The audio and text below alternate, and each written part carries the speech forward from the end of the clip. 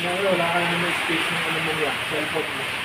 Lobat na, wala pang space, yung storage.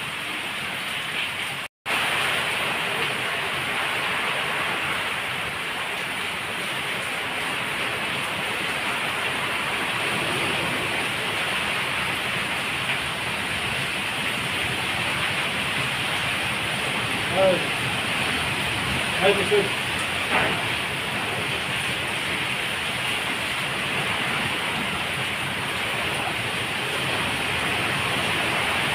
Ay, kusog.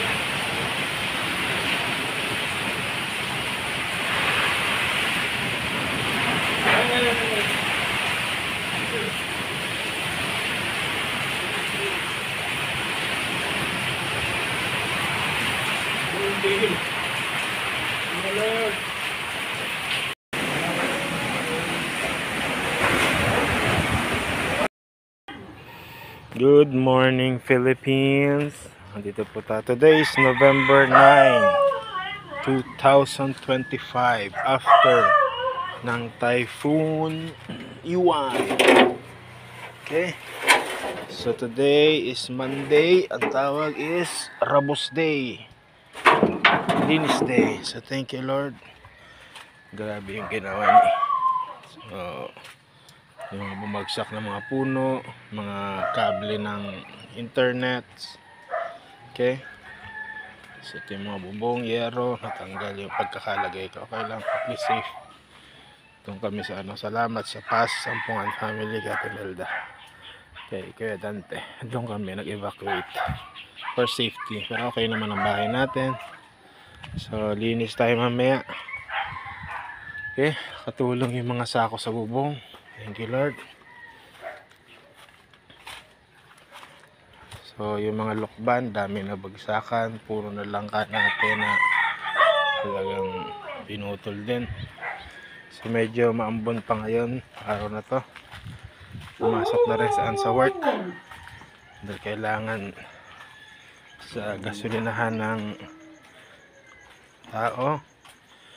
So ito yung mga lilinisan natin today, this day.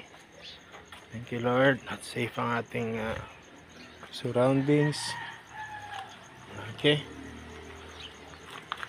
Kuryente, babalik pa natin lahat to. Thank you, Lord. So safe naman itong matindahan natin. Halaman natin dito. Ginawang parkingan to ni ate muna. So safe naman itong sakyan, clear. Okay. So right now talagang linis tayo sa loob. Hopefully magkaroon ng kuryente at internet. Mahalaga. So paunti-unti halilinisan natin ito lahat. So lahat naman may reason at purpose kung bakit nagkakaroon ng bagyo. Parang reset. Tapos zero namin trabaho. Okay. So ito yung kapitbahay natin na may vulcanized. Talagang marami silang gulong. Okay. So yun ang Andalis Fuel Shop. Andalis Fuel Shop.